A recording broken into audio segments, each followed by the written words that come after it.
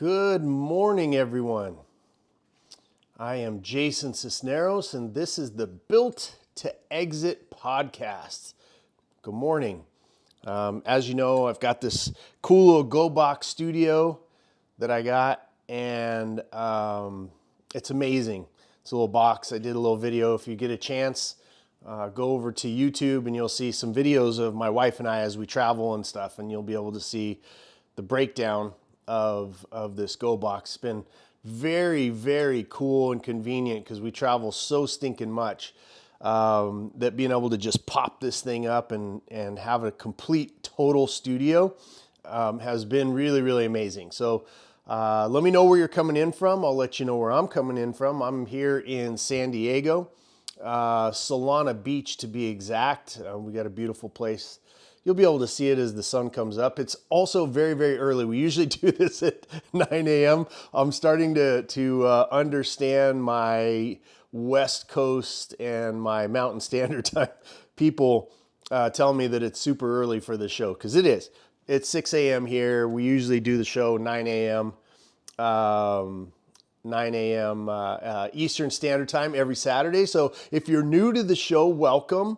Again, as I mentioned, I am Jason Cisneros. I am the chairman founder of Anton J and a division of Built to Exit, where we have this podcast, and what we talk about is lots of different issues for your businesses. I've owned multiple companies throughout my life. Started out, I crashed my first three. Learned a lot in those three failures that went on to help us build a lot of great companies, and then ultimately build a great consulting firm that has helped hundreds and hundreds of businesses. I've spoken to thousands of business owners around the world, and realized, that I have a talent and a passion for teaching this stuff. So back in February of 2019, I sold the majority of my businesses and decided to go down a different path. Well, that different path has led me to teaching. I thought it was going to be a lot about philanthropic stuff. We're involved in the rescue of children in the sex trade. We're involved in anti-domestic violence, veterans issues, all that kind of stuff. But one of the things that I realized was that I did have a talent and a passion for teaching people, and looked at it from a perspective of what would I have liked the younger version of myself to know about business. And we've had a consulting firm that's done this now for, almost 18 years. And so we turned that into Built to Exit. The premise here, if you're brand new, it's a very simple one. Everybody exits. It's a great realization to come to, that everybody exits. No matter what kind of a business you have, no matter what you're doing in life, we all exit ultimately to whatever's next, and whatever you believe. I happen to be a Christian, and I believe that we go to heaven. So, but otherwise, other than that, we tend to think in our business mindset. We're 10% of the entire world, by the way. Those of us that are merchants, those of us that can't not own our own business, can't not own our own destiny, can't, want to control our own time. No matter how painful owning a business has been and proven to be for us, there's nothing else that we can really do. We're not people that can typically and traditionally hold a job.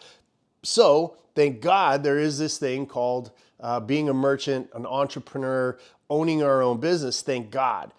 And, and as we have these conversations, we tend to think that we're on our own. We tend to think that we're by ourselves, because we are only 10%, because there's not very many of us in our own communities, in our own families. There's not very many of us.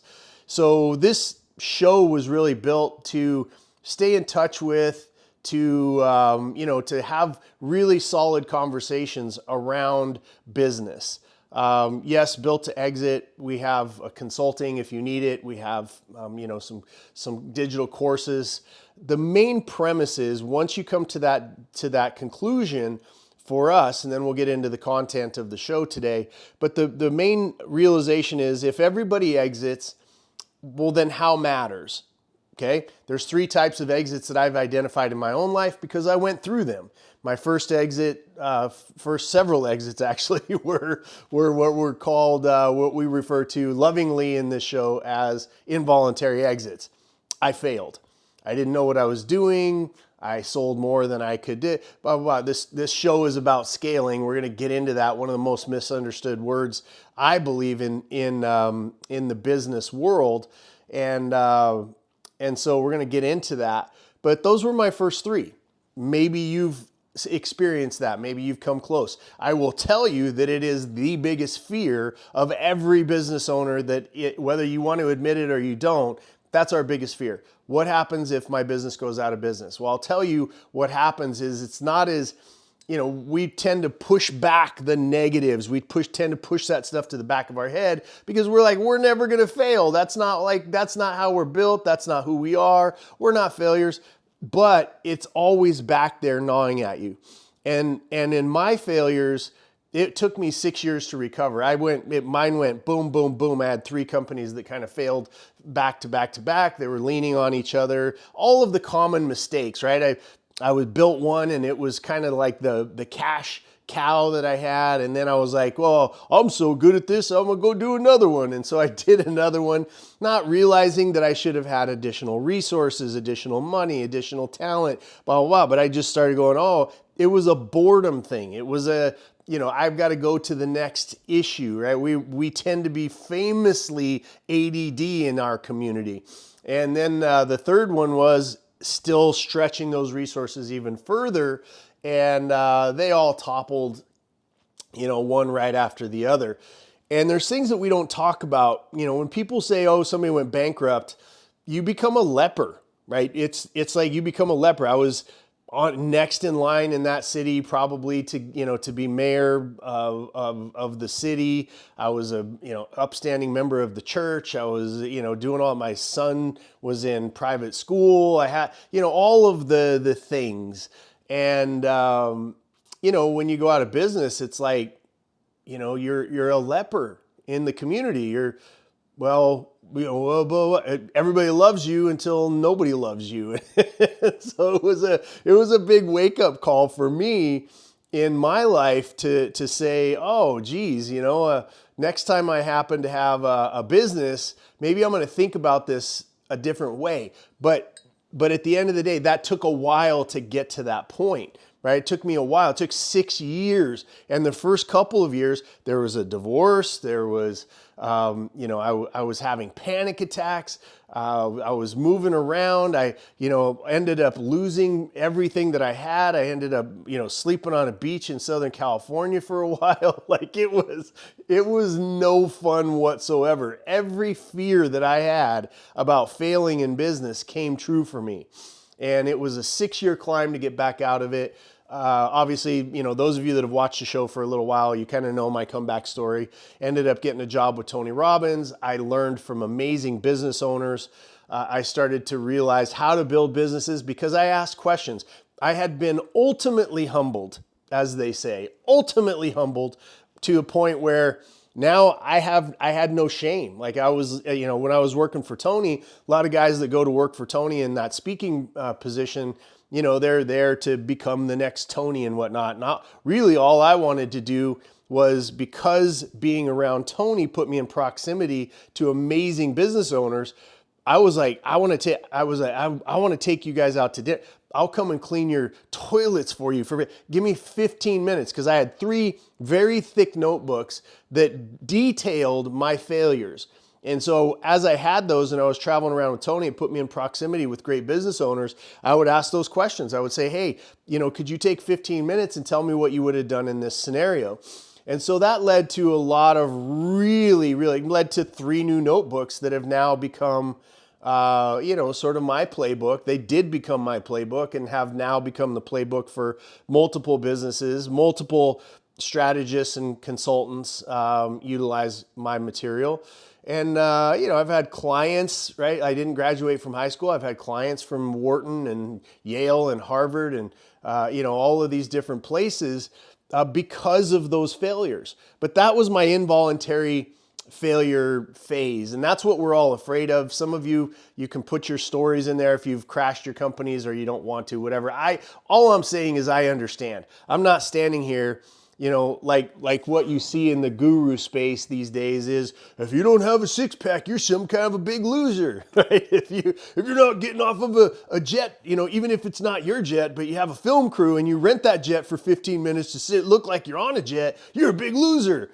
Those are the kind of things that I think are hilarious, right? Business owners come in all stripes. We come in all colors. We come in from all over the world. The one thing that binds us is not having a piece of tape over your nose or wearing a t-shirt to make you look like you're rich, but that's not what binds us together. It's not the stuff. It's the heartbeat of a merchant. And I say the word merchant because it's a little old-timey, right? It's a little, you reach back in time and history, and it attaches you with a group of people that, in my opinion, are responsible for changing the world, right? Militaries don't exist without what? Tax money. Where does the tax money come from? It comes from employees, people that pay, businesses, right?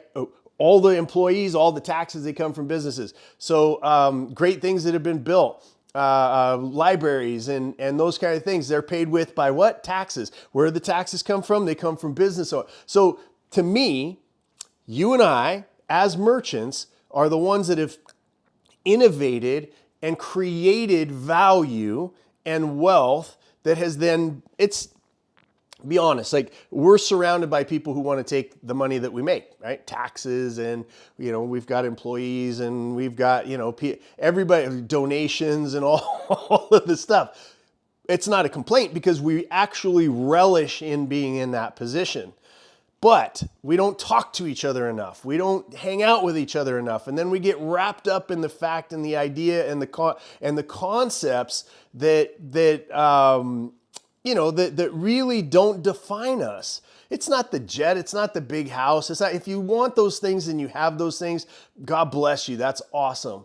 But once you realize what you're doing with your business is you're creating a way to contribute to society through getting better yourself. You're challenging yourself, and you're taking that excess and you're helping other people, but ultimately for you and your family, the best way that you can help is for you to become free. This is the conclusion that I came to. It's a conclusion I've helped hundreds and hundreds of business owners come to now over time, is that you have that involuntary exit that you want to avoid. The second one was, as I was telling you, I learned some things when I went to work with Tony, then got back into the game. I became a turnaround specialist. Started applying everything that I learned, and then started buying businesses of my own to a point where I was able to build my very first company that somebody else wanted to buy, right? If everybody exits, how matters. Now I'm like, okay, I'm going to exit on my terms, but I didn't. I got that dictated exit. We called that, this is what I figured out was dictated, because I sat across the table from somebody who knew what the hell they were doing. And in so doing, I got my ass handed to me. They got my company for probably half of what it was worth. It took 3 years to get paid. It was a nightmare. Then I was like, oh, there's a formula, right? There is an actual formula to how you purchase a business, how people buy businesses. And that's where I became obsessed. Because obviously I'd gotten really good, as you are or you're on your way to doing. I got really good at knowing all the steps and the strategies, and we're going to talk about some of that today, of how to scale a business, how to optimize it for cash flow, how to do really, and then to do that in multiple businesses. At the height, I owned over 24 businesses, thousands and thousands of employees at the height. And so I learned how to optimize. What I realized there in that, after I got my butt handed to me in that dictated sale, was that there's a parallel track, right? That parallel track is I got to be great at what I'm doing, and then also I'm building my company as a machine and an asset for somebody else to acquire, right? That's it. I had buyers of my product and service, and then I had the buyer of my business, and they're actually parallel tracks, but if you forget one of them, you're just going to concentrate too heavily. It's like, doing bicep curls and not legs, right? You've got a big buff dudes with no legs, right? It's because they don't train legs. So it's the same way when you think about it. When you think about it, when you're building your business, you want to build a very complete business, and put it together in such a way that somebody else wants to buy it. That's our story. That's the intro. I go a little bit longer because we got so many new people that are picking up the show. Y'all that have been with me for a while, you're sharing this out. And I want everybody to understand what you're getting yourself into when you come into the Built to Exit community. Right after this, and I'll announce it against show, we go to Twitter, we go to X, at the Jay Cisneros, and a bunch of business owners that are watching this live on all of the different channels, on Twitter, on Facebook, on LinkedIn, on all of the different channels. We all come together on Twitter for what's called an after party. Just go to at the Jay Cisneros on Twitter, and pinned at the top you'll see the after party with B2X. And you'll come in, there's a bunch of business owners. We have great conversations. We talk about today's content. We talk about challenges that they're having in their business. And it's just a bunch of us that love business, and we love getting better, and we love doing stuff. So anyway, so from here in Solana, one of the subject that I wanted to talk about today was the idea of scaling. And many of you that have been with me, you understand, that this is one of those areas. This one word is very indicative in the guru space of marketing language, right? It's one of those things that you can throw in ChatGPT and you can get a million ways to scale. I like to understand, once you have the right and proper understanding of what a word means, then you can properly apply it to your situation. Your business is meant to be a machine that creates cash that gets you to your end game. That end game always includes freedom. It always includes doing what your passion, spending more time with family, seeing the world, starting another business, getting involved in charity, or having a bigger impact in charities. Those types of things, that's what it ends up in. And so the idea for us is for you to take that end game, reverse engineer to where you are, and start to build your business to that point.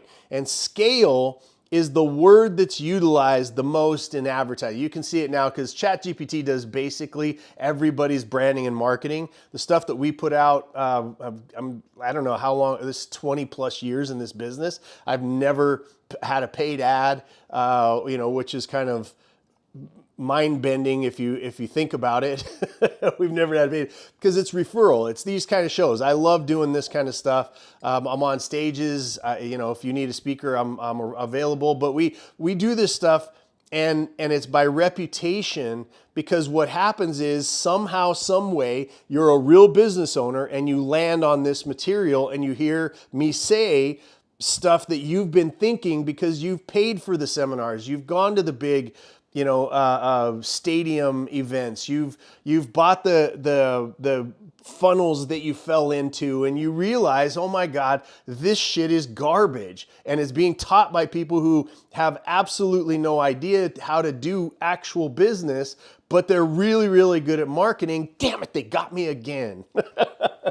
Right? I can't tell you how many times, my wife and I fall for it all the time. Still to this day, we're like, damn it, we see something coming in, through the mail or something, and I'm like, damn it, I got caught by another funnel, and Emily will be like, they got me with the funnel. So no shame in being caught by that, but ultimately, what we're talking about here is real stuff. You're coming to this, you're going, oh, this is real. These are real conversations by real business owners. I've had, again, a couple of dozen different businesses that I've exited from, different verticals all around the world, a lot here in America, all, from coast to coast. I've got all this stuff, right? But it's about real business owners. So let's talk and jump in here and talk a little bit about scale. Scale, for the most part, for the general guru who doesn't actually own a business, hasn't ever owned a business, hasn't ever acquired a business, hasn't ever sold a business, which is most of them. they think scale is selling more. Okay. Do you need to sell more to scale? Yeah. Or no. It just depends. But it is not a requisite piece of actually scaling. Scaling means that you can control upward growth. Something happens in the economy, you can control it down. But ultimately, the machine called your business survives, thrives in up times, is able to survive in down times, and is able to navigate your journey so that it's purposely and perfectly built for two things. For you to reach your end game, number one, and number two, for you to be able to build an asset that somebody else wants to acquire.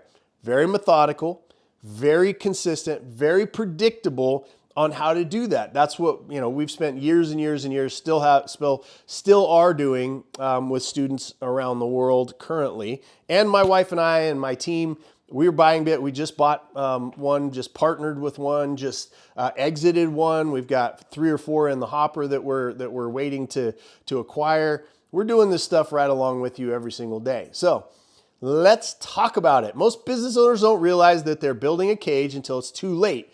So let's make sure the thing that you're scaling is a machine that frees you, not traps you. Biggest understanding. Most of the business owners I get to, they're like, I'm in this. There's really no escape for me. I don't think I can sell my business. It's just my name. If I go away, the thing falls apart. Let me just tell you, get that out of your mind. Start understanding and believing that no matter what business you are in, no matter who you are, no matter what your background is, no matter what your revenue is, no matter where you are in the world geographically, and no matter what, AI is coming to take over the world. No matter, you can take what you have with enough time, attention, proper steps, and build it into something that somebody wants to acquire. End of sense. There's no product, there's no system, there's nothing that it can all be packaged up into something that somebody else wants to buy. But you have to believe differently about the fact. You have to stop believing that you're, and I did a whole show on this, that you're a special flower syndrome, right? Where just because you're you and there's only one you and there's only one you that can do the stuff that's being done in your business. That I had that mentality at once. It was very, very healthy for my ego. It was very, very poor for my ability to be able to build something that somebody else wanted to buy. Which one do you want? You want your ego to be fed? Cool. You're the only one. You're the only one that knows how to do what you do. You're the best at it. That's your ego, right? If you want to go, somebody else can do what I do. I just got to systemize it, process it, scale it, and be able to hand it over to somebody else. Now you can exit your business. Now you can go do 13 of these. You can do 10. You can do whatever it is that you want to do because you've actually scaled, okay? All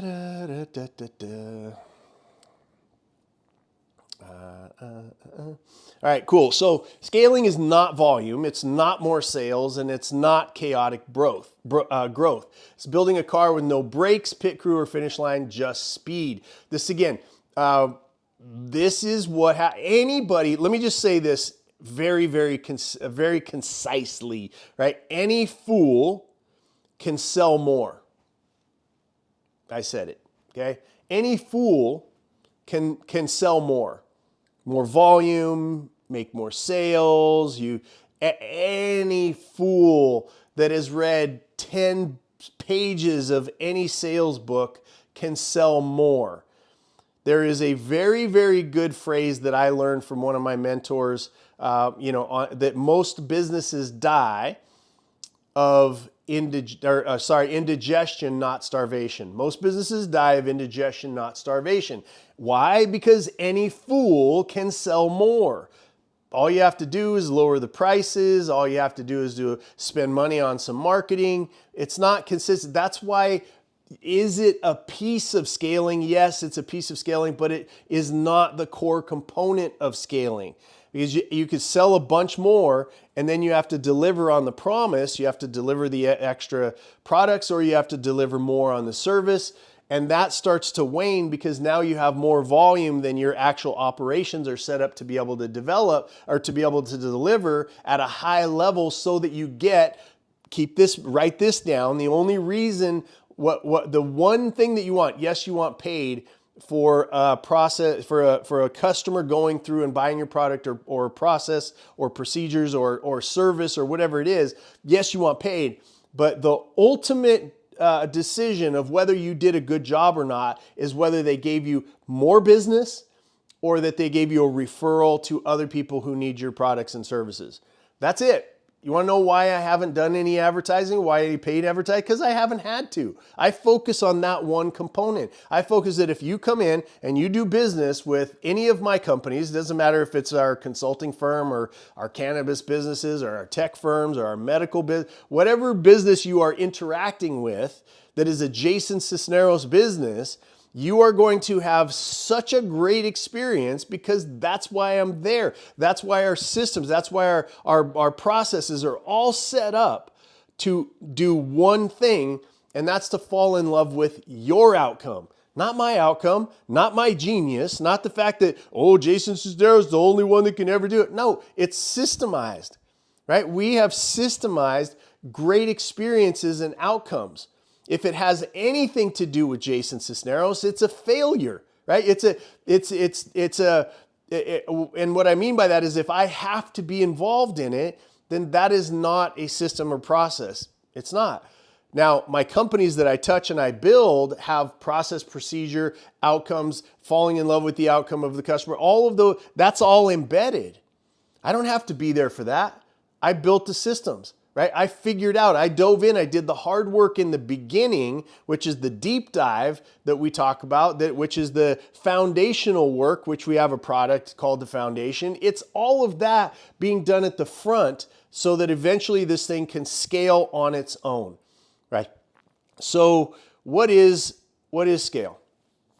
Throwing more money at this is kind of just going over a little bit. It's throwing more money at ads. That's not it. Getting more likes. That's not it. Buying more automations. That's not it. Selling more of the same thing faster. This is where, again, that phrase, if you get anything out of this show today, is most businesses die of indigestion, which means trying to eat too much business than they do starvation. So scaling is strategically increasing revenue, reach, or impact without increasing stress, owner dependency, or chaos. By the way, when you are building to exit, the buyer doesn't want stress. They're not going to buy stress. They're buying predictability. They're not buying owner dependency. They're buying a system and a process that creates and produces predictable cash flow, profitability, longevity. And they're certainly never going to buy chaos. So those are the things that you want to avoid. Scaling is the act of growing your business in a way that multiplies outputs faster than inputs. I try to drill these things down into the simplest terms possible so that we can have simple conversations. The more complex a system is, the more that the person selling it to you doesn't understand it. Okay, we have to have the highest level of brilliance is simplicity. The highest level of brilliance is simplicity. How can I explain something in such a way that helps me, my businesses, execute at the highest level, scale at the fastest, be able to be purchased the quickest, and I control three things: price, terms, and timing of the sale of my business, right? So maintaining or increasing operational control, profit margins, and long-term enterprise value. Let me just pause on those two words, enterprise value. When you start understanding that you don't want to have an involuntary exit, you don't want to have a dictated exit, you want to have a custom tailored exit for you and your outcome, enterprise value becomes your target. It becomes that box that you're filling up. It becomes your data box that you're filling up. Data box is simply where you put all of your information so that somebody who wants to buy you can go in and do most of their due diligence to find out whether this is a business that they want to buy.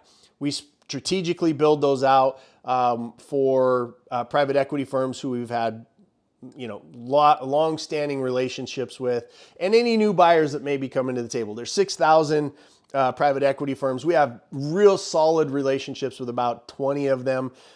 We've got arm's reach with about another 50.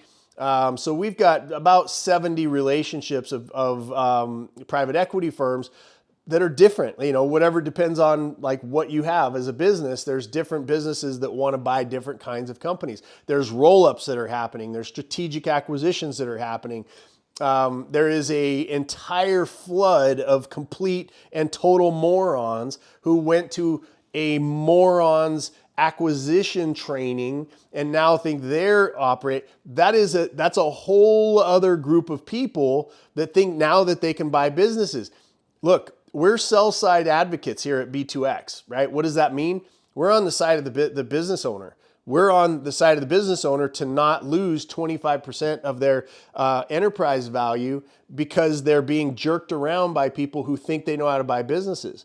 Do we help them do due diligence? We help them set up for due diligence. The whole idea of the company that we built, we use B2X. When I say we, my wife and I and my business partners, when we buy and acquire business, we use B2X ourselves, right? We use Built to Exit, systems process. We do it all because that's the methodology that helps us make good decisions along the way and be ready for due diligence and keep that due diligence as short as possible, okay? So enterprise value, make sure that you study that, how you grow it, what you do with it. It's a really fascinating, that's the first thing that you do and that we start focusing on is building enterprise value. Now, if you have to be, let me just say a couple of things to be clear is that if you have to be in your business, if you don't have any systems and processes in place, if your relationship to your customer is tentative and would go away if you go away. There's lots of competition coming in. Like there's all kinds of things.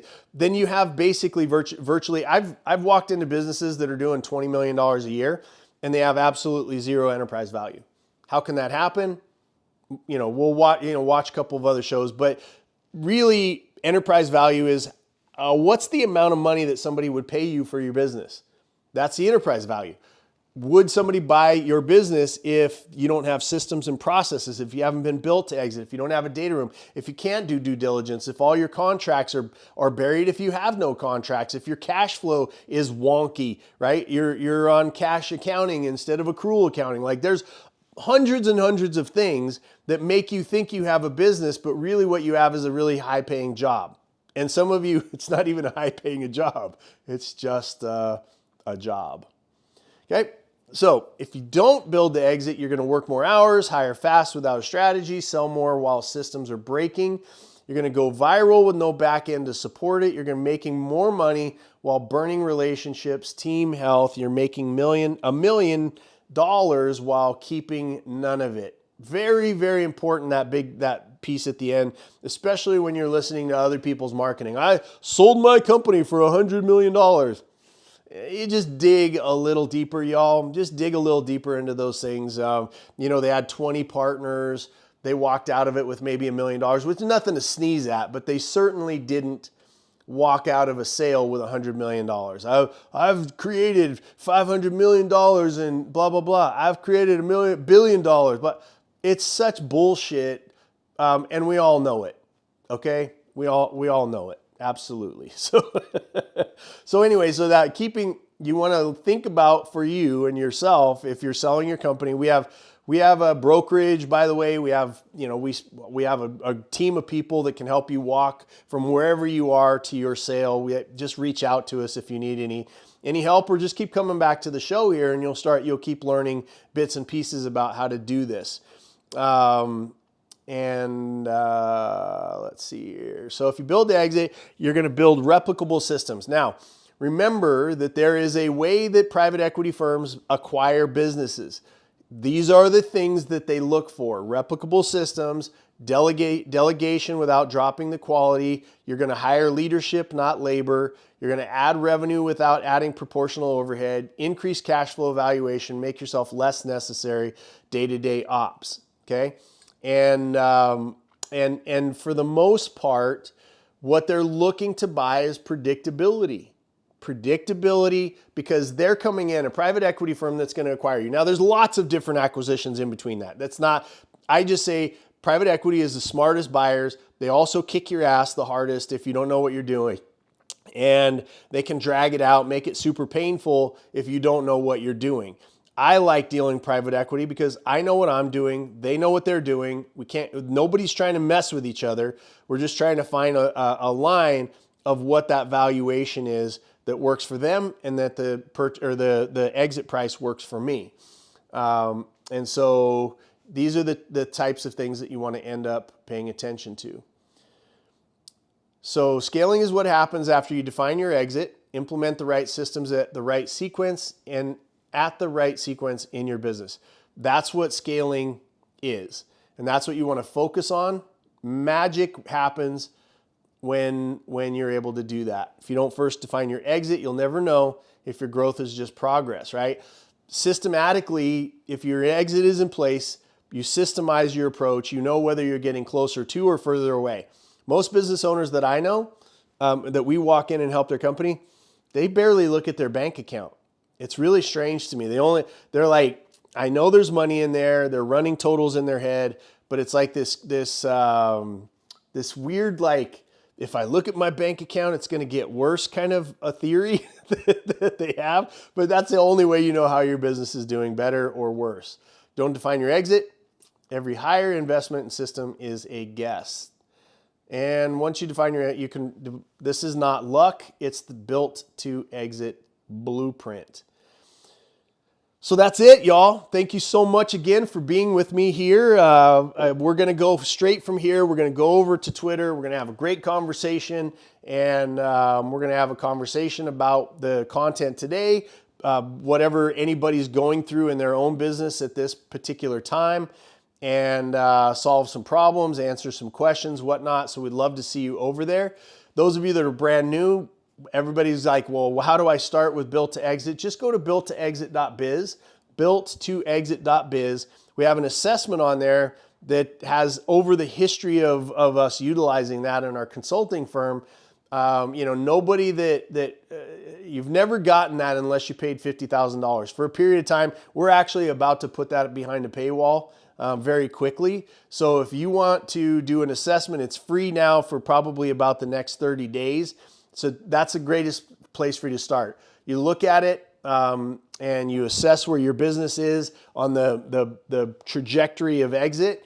And if it's not where you want it to be, reach out. There's also a free call with one of our strategists that's attached to that. We just want to help, right? Come here, talk to people that get on the live show that we do over on Twitter right after this.